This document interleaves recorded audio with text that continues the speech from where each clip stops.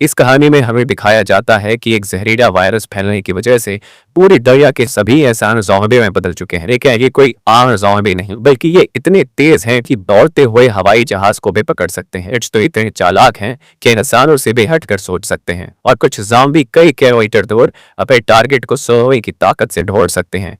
लेकिन इस खतरे से घिरी हुई दुनिया में अब सिर्फ दो ही इंसान जिंदा बचे हैं। क्या ये दोनों सरवाइव कर पाएंगे या नहीं, जानते हैं आज की इस वीडियो में। कहानी की शुरुआत में यहाँ एक लड़के को देखते हैं जो अपने कमरे में बैठकर टीवी पर कार्टून देख रहा होता है कि तभी अचानक टीवी का सिग्नल चला जाता है और स्क्रीन पर एक इमरजेंसी रिपोर्ट आने लगती है। ये खबर उस लड़के की मुस्कुराहट छीन लेती है। टीवी में बताया जाता है कि दुनिया भर में एक बहुत ही जहरीला वायरस फैल गया है, जिससे इन्फेक्टेड लोग कुछ मिनटों के अंदर भयानक ज़ॉम्बी जैसे बन जाते हैं। ये वायरस बहुत तेजी से फैलता है और पूरी दुनिया इस वायरस की चपेट में आ चुकी है। टीवी में बताया जाता है कि जो भी ये खबर सुन रहा है वह जल्दी से खुद के कोई सेफ जगह देख ले। लड़का ये सब देख ही रहा होता है कि अचानक ऊपर के कमरे से अजीब तरह की आवाज आती है। वो आवाज सुनकर लड़के के गले में सांसें अटक जाती हैं। लड़का धीरे धीरे ऊपर जाकर देखता है तो पता चलता है कि ये उसकी बड़ी बहन का मजाक था। उसके बाद ये दोनों लड़के अपने वहाँ के कमरे की तरफ जाते हैं और वहां जाकर ये देखते हैं कि वहाँ बहुत परेशान है। वो अपने हस्बैंड को फोन करके इस सिचुएशन के बारे में बताती है। उसका हस्बैंड जो एक पायलट है वो अपने बच्चों और वाइफ को बताता है कि हर तरफ ये वायरस तेजी से फैल रहा है, इसलिए तो सब घर पर मेरा इंतजार मत करो और जल्दी से किसी तरह करके इस शहर से दूर निकल जाओ। वो अपने बच्चों से कहता है कि परेशान मत हो, तो है कुछ है होगा, हमारे वहाँ तो है एक सेफ जगह ले जाएगी। वो अपने हाथ में पहना हुआ लकी ब्रेसलेट अपने बच्चों को दिखाता है, जो कि ये ब्रेसलेट उसकी बेटी एबिगेल ने बनाया था। ये देखकर एबिगेल बहुत खुश हो जाती है। दूसरी तरफ उनके वहाँ जल्दी जल्दी से सामान इकट्ठा कर रही होती है, तभी उन्हें बाहर से चिल्लाने की आवाजें सुनाई देने लगती है। इसलिए वो जल्दी से अपने दोनों बच्चों को लेकर घर से बाहर निकल आती है। जैसे ही वो कार में बैठने वाले होते हैं, अचानक एक ज़ॉम्बी वो बच्चों की माँ पर अटैक कर लेता है। डर के मारे एबिगेल जल्दी से कार के नीचे छुप जाती है और अपनी आंखों के सामने अपने छोटे भाई और मां को ज़ॉम्बी के हाथों मरते हुए देखती है। वो ज़ॉम्बी उस छोटे बच्चे को देख नहीं पाता और वहां से चला जाता है। ये छोटी लड़की डर से कांप रही होती है तभी और देखती है कि उसकी माँ भी एक ज़ॉम्बी बन चुकी है। लड़की की माँ अपनी बेटी को देखकर उसकी तरफ बढ़ने लगती है। इससे पहले कि वो अपनी बेटे को मार पाती, ठीक उसी समय पर एक अंकल फरिश्ते की तरह आकर एबिगेल की माँ को मार देता है और एबिगेल को बचा लेता है। थोड़ी देर बाद वह देखते हैं कि एबिगेल का छोटा भाई भी ज़ॉम्बी में कन्वर्ट हो रहा है। इसलिए वो आदमी लड़की को कान बंद करने के लिए कहता है और उसके ज़ॉम्बी बन चुके छोटे भाई को भी गोली मार देता है। अब इसके बाद 10 साल के बाद का सीन दिखाया जाता है और हम देखते हैं कि ज़ॉम्बी वायरस की वजह से इंसानी सभ्यता पूरी तरह से बर्बाद हो चुकी है। कभी रोशनी से चमकने वाले शहर अब वीरान हो चुके हैं और अब तक सारे इंसान या तो मर चुके हैं या फिर ज़ॉम्बी बनकर इधर उधर भटक रहे हैं और सिर्फ दो ही लोग जिंदा बचे हैं। दो छोटी लड़की एबिगेल जिसे अंकल ने बचाया था, अब वह बड़ी हो चुकी है। इस दिन से एक अब तक एबिगेल अंकल जैक की नजरों में पले बढ़ी और जैक ने उसे ट्रेन करके ज़ॉम्बी से लड़ना सिखा दिया है। इस दिन अगर उसकी लाइफ में जैक नहीं आता तो एबिगेल अब तक मर चुकी होती। इसलिए एबिगेल जैक को अपना पिता मानती है। इतने सालों तक जहां में अकेले रहने के बाद एबिगेल को बहुत ही डरवानी महसूस हो रहा होता है। इसकी सबसे बड़ी इच्छा है कि उसे कोई इंसानी बस्ती बन जाए जहां वो एनोबा के साथ वेल कर रह सके, लेकिन जैक को एनोबा के बीच रहना बिल्कुल भी पसंद नहीं। रात को जब वो दोनों जंगल में कैंप लगाकर सो रहे थे, तभी किसी की आवाज से जैक की आंख खुल जाती है और धीरे से अपने कैंप से बाहर निकलकर देखता है कि तभी एक ज़ॉम्बी जैक पर हमला कर देता है। लेकिन जैक लगातार गोलियां चलाकर उसे मार देता है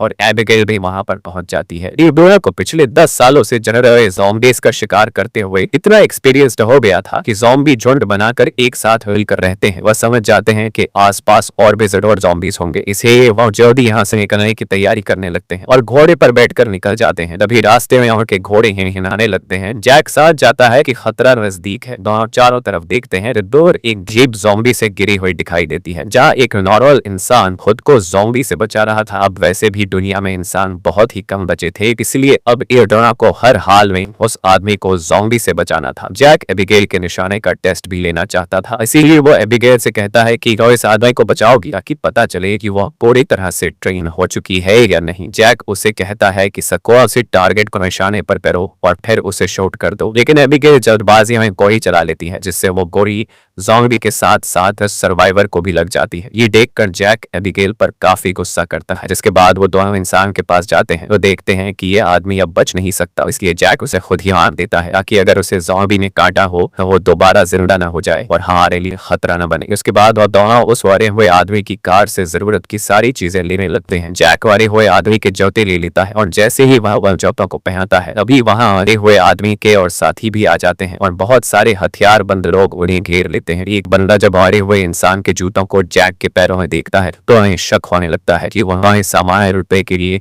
वह के साथी को मारा है। जब ये लोग जैसे ही उड़ाव को मारने लगते हैं तभी एक प्रेग्नेंट लेडी कार से उतरती है और अपने साथियों से उड़ाव को छोड़ने के लिए कहती है। तभी काला घोड़ा फिर से इन्हें वार्निंग देता है और अगले ही पल दौड़ जनरल से तेज आवाजें आने लगती हैं। बहुत सारे ज़ॉम्बी तूफान की तरह चारों तरफ से उनकी ओर बढ़ने लगते हैं और वो इतने तेज रफ्तार से आते हैं कि उन्हें भागने का मौका नहीं मिलता, इसलिए हथियार निकाल कर वही मुकाबला करते हैं। यहाँ सबके पास हथियार तो थे मगर ज़ॉम्बी की तादाद काफी ज्यादा थी, इसलिए वो एक एक करके ग्रुप के बहुत से लोगों को काट लेते हैं। बचे हुए युवा के पास छुपने की कोई जगह नहीं होती और जल्द ही यह बहुत ही कार्ड बच जाते हैं। एक बहुत आदमी बदकिस्मती से ज़ॉम्बी के काटने का शिकार हो जाता है, इसलिए वह खुद को गोली मारना चाहता है, लेकिन उसके बैरों को गोलियां खत्म हो जाती हैं। अब उन्हें पता चल चुका था कि वो उसे लड़ नहीं पाएंगे, इसलिए एबिगेल प्रेग्नेंट लेडी को लेकर गाड़ी में बैठाती है। गाड़ी में प्रेग्नेंट लेडी का हस्बैंड भी बैठा होता है और जैक गाड़ी स्टार्ट करके जल्दी से वहां से निकल जाते हैं। और एक गोड़ पे अब ये सिर्फ 4 लोग ही बचे थे, बाकी सभी ज़ॉम्बीज के शिकार हो चुके थे। एक काले चेहरे वाला ज़ॉम्बी अपने साथियों को मारा हुआ देखकर बहुत ज्यादा गुस्सा हो जाता है। फिर ये चारों ज़ॉम्बी से जान छुड़ाकर गाड़ियों में सफर कर रहे होते हैं। रास्ते में जैक पीछे बैठे लेडी से पूछता है कि तुम हो कौन और यहाँ क्या कर रहे थे। अक्षय पर पता चलता है कि यह बचे हुए लोग शिपटाउन नाम की जगह पर जाना चाहते थे, जहाँ पर सेफली इंसान रहते हैं, वहाँ जरूरत की तमाम फैसिलिटीज हैं और हम सब वहां जाकर एक नॉर्मल जिंदगी गुजारना चाहते थे। ये सुनकर एबिगेल बहुत खुश होती है क्योंकि यही तो वो जगह है जहां वह हमेशा से जाना चाहती थी। जिस पर जैक ने कहा कि यहाँ पर कोई भी ऐसी कॉलोनी वगैरह नहीं है, मैं पिछले 10 सालों से यहाँ वहां भटक रहा हूँ, मुझे तो कोई ऐसी कॉलोनी नहीं दिखाई दी। अभी अचानक बीच रास्ते में उनकी गाड़ी खराब हो जाती है। इस दौरान प्रेग्नेंट लेडी का हस्बैंड बाहर निकलता है जिसका नाम डेविड है। मैं उनसे कहता है कि वह एक मैकेनिक हूँ और मैं इसे ठीक कर सकता हूँ, लेकिन औजार न होने की वजह से गाड़ी ठीक नहीं हो पाती, इसलिए यह लोग गाड़ी को यहीं पर छोड़कर पैदल सफर करने लगते हैं। कई किलोमीटर सफर करने के बाद वह लोग एक वीरान सोसाइटी में पहुंच जाते हैं। यहाँ ऊंची इमारतें अभी भी खड़ी हैं, लेकिन हर तरफ मौत की शांति छाई हुई है। ये लोग सबसे पहले इस जगह की अच्छी तरह से जांच भी करते हैं। जब उन्हें कोई खतरा महसूस नहीं होता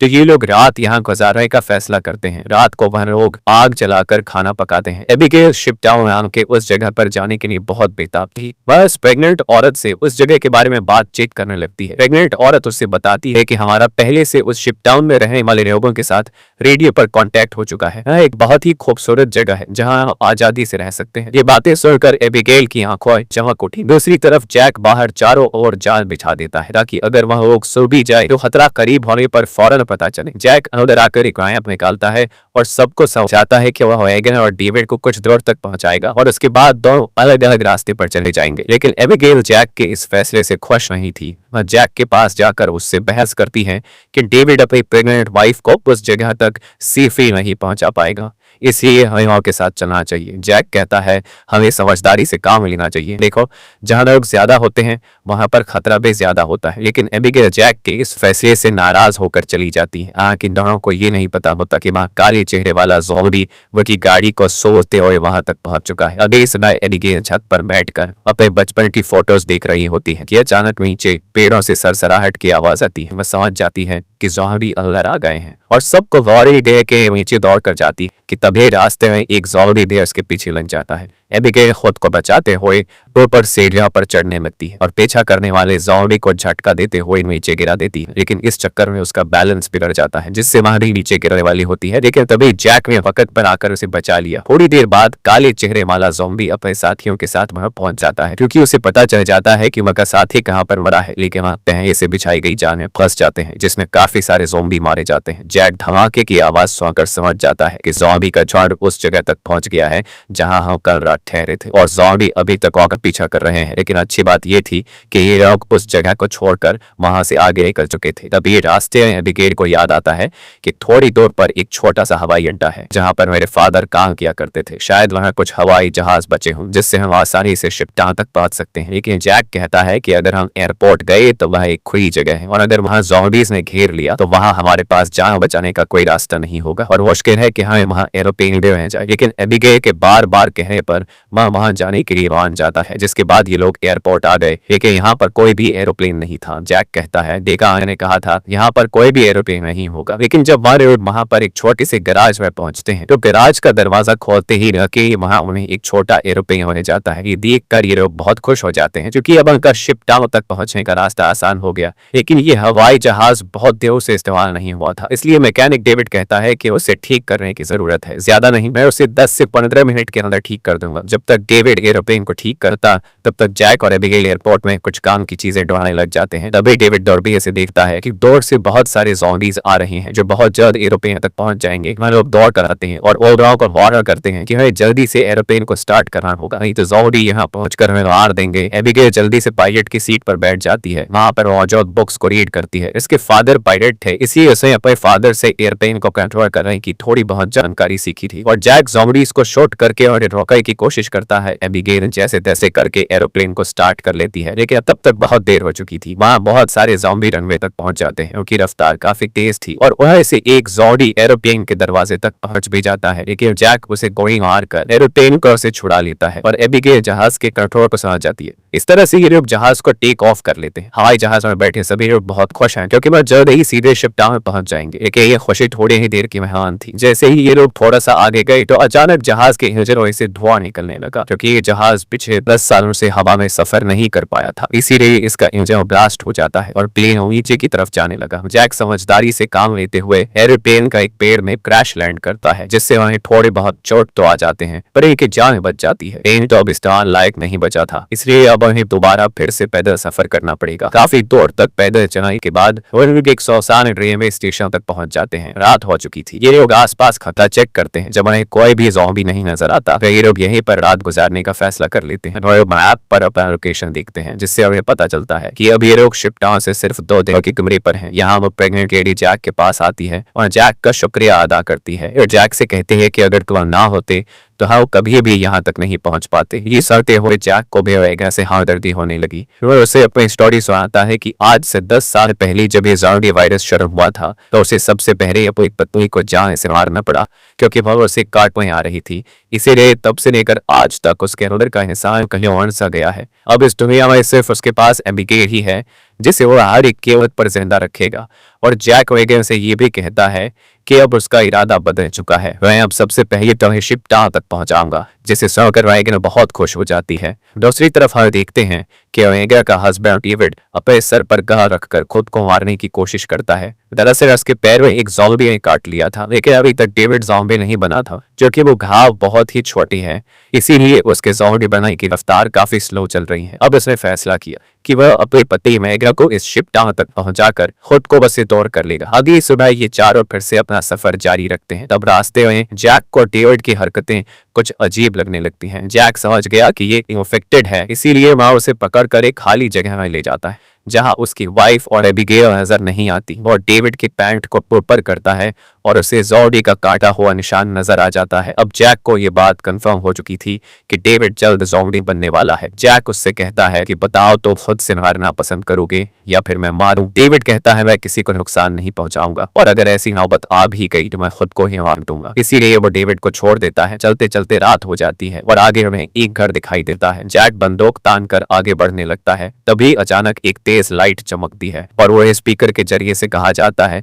कि अपने वेपन्स नीचे रख दो वरना बॉयों से छल नहीं कर दिया जाओगे। अब वह पता चल जाता है कि अंदर कोई इंसान ही है। एबिगेल आगे बढ़ती है और कहती है कि हमारा यहाँ आने का मकसद किसी को नुकसान पहुंचाना बिल्कुल भी नहीं है, ऐसा मदद चाहिए। तभी उस घर का मालिक बाहर आता है। वो कहता है कि तो को यहाँ ढेर सारा खाना और रात गुजारने दिया जाएगा, मगर एक शर्त पर, और सबको अपनी बंदूकें बाहर ही छोड़नी होंगी। जब ये लोग अपने वेपन्स बाहर छोड़ देते हैं तो वो आदमी उन्हें घर के अंदर ले जाता है। ये आदमी सबको घर के अंदर वेलकम करते हुए बताता है कि मैं एक साइंटिस्ट हूँ, मैं यहाँ पर अकेला रहता हूँ। अगर मैं चाहता तो यहाँ से जा सकता था, लेकिन ऐसी जगहों पर मुझे रिसर्च करने में आसानी होती है। यहाँ वो यह सबको बहुत अच्छा खाना देता है जिसे वो सब देखकर हैरान रह जाते हैं, क्योंकि ऐसा खाना उन्होंने काफी लंबे अरसे से नहीं खाया था और खाने पर टूट पड़ते हैं। खाना खाने के बाद वो साइंटिस्ट के लिए ड्रिंक्स पिलाता है, जो सब बहुत खुश थे क्योंकि इतने दिनों बाद सबको आराम से बैठकर बातें करने का मौका मिलता है। लेकिन साइंटिस्ट की बातें सुनते हुए उन्हें कुछ अजीब लगता है। साइंटिस्ट कहता है कि देखो, ये जो वायरस फैला है वैसे तो ये बहुत बड़ी चीज है, लेकिन दूसरी तरफ इससे इंसान अपग्रेड भी हुए हैं, जैसे कि कमजोर इंसान खत्म हो जाएंगे और जो ताकतवर होगा वो जॉम्बी बनकर जिंदा रहेगा। वो कहता है कि जॉम्बी सिर्फ खाने के लिए जीते हैं, ना कि तरक्की के लिए, इसलिए जॉम्बीज को दुनिया पर राज करना चाहिए। ये सुनकर वो चारों को बहुत ही अजीब लगने लगता है। तभी डेविड को अपनी तबीयत ज्यादा खराब लगती है और बाथरूम में जाता है। बाथरूम में जाकर वो शीशे में देखता है कि उसके बॉडी में वायरस पूरी तरह से फैल चुका होता है। जब डेविड वापस हॉल में आता है तो देखता है कि जैक और बाकी लोग बेहोश पड़े हैं। दरअसल साइंटिस्ट ने शराब और बेहोशी की दवा मिला दी थी। ये देखकर डेविड साइंटिस्ट पर हमला करने लगता है। तभी साइंटिस्ट अपने हाथ में पकड़े हुए एक डिवाइस का बटन दबा देता है। डेविड को अचानक बहुत कमजोरी महसूस होती है और वो जमीन पर गिर जाता है। साइंटिस्ट कहता है कि इस डिवाइस को मैंने सालों की मेहनत के बाद बनाया है, जिससे मैं दुनिया के किसी भी कोने में जा सकता हूँ और इस डिवाइस की मदद से ज़ॉम्बी मेरा कुछ भी नहीं बिगाड़ सकते। साइंटिस्ट ने एक ऐसा डिवाइस बना लिया था जिससे वो ज़ॉम्बीज को कंट्रोल कर सकता था, यानी कि अब वह पूरी दुनिया का राजा बनकर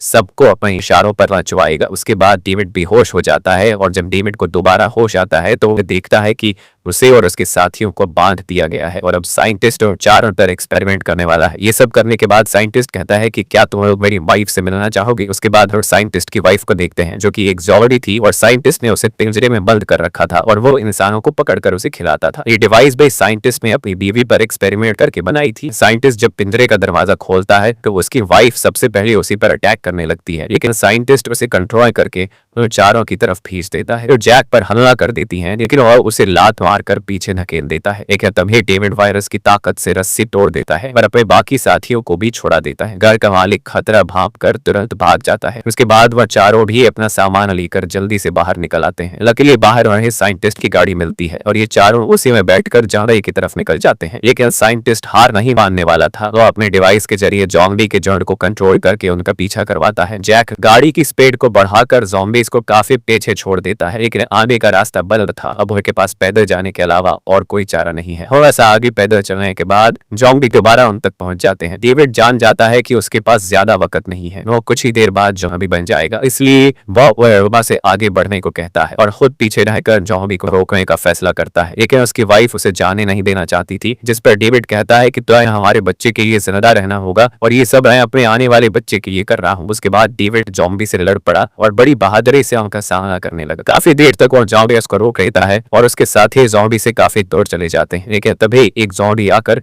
डेविड को मार देता है। जैक मैगन को गोद में लेकर आगे की तरफ बढ़ता है और फाइनली ये लोग उस जगह तक पहुंच जाते हैं जहां पर इंसानों की बस्ती थी। एबिगेल दानव के चिल्लाने लगती है क्योंकि उनके पीछे बहुत सारे ज़ॉम्बी थे। उत्तर टावर पर बैठे दो पहरेदारों ने उन्हें देख लिया और वो अब स्नाइपर से ज़ॉम्बीज को शॉट करके वही कवर देने लगे। जल्द ही एक बोट में भेजी जाती है और ये तीनों उस बोट में बैठकर शिपटाउन के अंदर पहुंच जाते हैं। काले चेहरे वाला ज़ॉम्बी अपने साथियों को आगे बढ़ने से रोकता है क्योंकि आगे पानी का रास्ता है और वह उसे पार नहीं कर सकते थे। दूसरी तरफ मैगा की डिलीवरी होने वाली थी और उसे तुरंत इलाज की जरूरत थी। अच्छी बात यह है कि यहाँ डॉक्टर और हॉस्पिटल की फैसिलिटी मौजूद थी। अगले सुबह देखते हैं कि इस जगह को कई बड़े जहाजों से जोड़कर एक टावर बनाया गया है जिसके चारों तरफ पानी है। जैक एबिगेल से कहता है कि अब हमें यहाँ से जाना चाहिए, लेकिन एबिगेल ने यही रहने का फैसला कर लिया है। इसे लेबर के बीच रहने में बहुत मजा आ रहा है। इसी बात पर दवा में बहुत झगड़ा होता है। तभी एक डॉक्टर आती है और बताती है कि मैगा ने एक बेटी को जन्म दिया है, लेकिन खून ज्यादा बहने की वजह से वो शायद ज्यादा दवाइयां जी पाएगी। ये सुनकर जैक का मन उदास हो जाता है ना, जल्दी से हॉस्पिटल के कमरे में जाता है। ड्रैगन बहुत कमजोर हो चुकी है और वह अपनी बेटी को जैक के हवाले करना चाहती है और वह चाहती है कि वह भी एबिगेल की तरह बड़ी हो। जैक को अपनी हारी हुई वाइफ की याद आती है और एबिगेल की बेटी को अपने पास रखने के लिए तैयार हो जाता है। इधर एबिगेल एक हैंडसम लड़के के साथ एंजॉय कर रही होती है। उसने कभी सोचा भी नहीं था कि इतने सारे लोग एक साथ बैठकर शराब पी सकते हैं और खूबसूरत संगीत पर जाकर नाच गा सकते हैं, इसलिए उसका यही रुकने का इरादा और भी पक्का हो जाता है। थोड़ी देर बाद एबिगेल उस हैंडसम लड़के को चुपके से एक कैबिन में जाते हुए देख लेती है। इसे देखकर वहां भी अंदर चली जाती है। यहाँ पहुंचकर वह देखती है कि ये कैबिन पूरी तरह से तारों और बमों से भरा हुआ है। वहाँ एक वायरलेस स्विच पे लटका हुआ होता है। जैसे ही वह उस स्विच को टच करती है तभी वह लड़का भाग कर आता है और बताता है कि वहाँ इस शिप टावर के नीचे बाढ़ लगाई है। अगर कभी ये जगह खतरे में पड़ती है तो वो लोग उस रास्ते से भाग जाएंगे और बाहर से इस जगह को उड़ा देंगे। एबेगा को बिल्कुल भी अंदाजा नहीं होता कि ये डे इतनी जल्दी आ जाएगा और साइंटिस्ट उससे में वहां तक भी पहुंच जाता है। वह देखता है कि एबेगा ने बहुत सारे ज़ॉम्बीज़ को मार दिया है जिनके सहारे वह इस दुनिया पर राज करना चाहता है। वहां पर कंट्रोल डिवाइस के जरिए उस काले चेहरे वाले ज़ॉम्बी राजा को अपने कंट्रोल में कर लेता है। साइंटिस्ट की ऑर्डर मिलने के बाद शिप टाउन के नीचे का पानी अब उन्हें नहीं बचा सकता था। बहुत सारे ज़ॉम्बी पानी के नीचे से